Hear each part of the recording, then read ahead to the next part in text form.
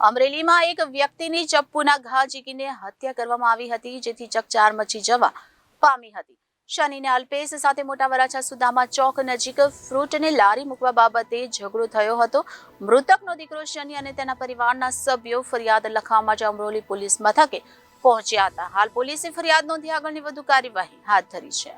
સુરતના અમરોલી વિસ્તારમાં એક ઘટના પ્રકાશમાં આવી છે, જ્યાં અમરોલીના એક વ્યક્તિની ચપ્પુના ઘા ઝીકીને હત્યા કરવામાં આવતા ચકચાર મચી જવા પામી હતી. અલ્પેશ દેવી પૂજક દ્વારા હત્યા કરાઈ હોવાનો આક્ષેપ સેવવામાં આવી રહ્યો છે. શનિ અને અલ્પેશ સાથે મોટા વરાછા સુદામા ચોક નજીક ફ્રૂટની લારી મૂકવા બાબતે ઝઘડો થયો હતો, જેથી મૃતકનો દીકરો શનિ અને તેના પરિવારના સભ્યો ફરિયાદ લખાવવા અમરોલી પોલીસ સ્ટેશન પહોંચ્યા છે.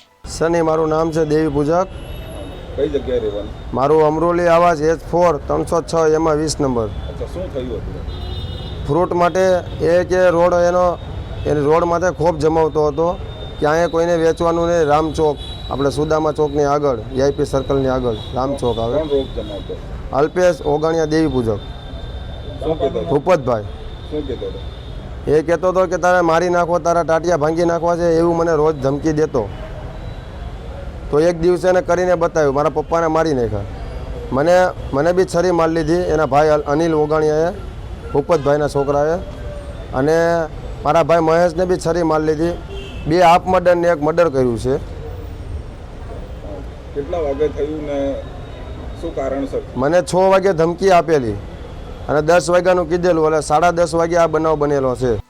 Reporter Arvind Rathod, Janadesh news, Surat.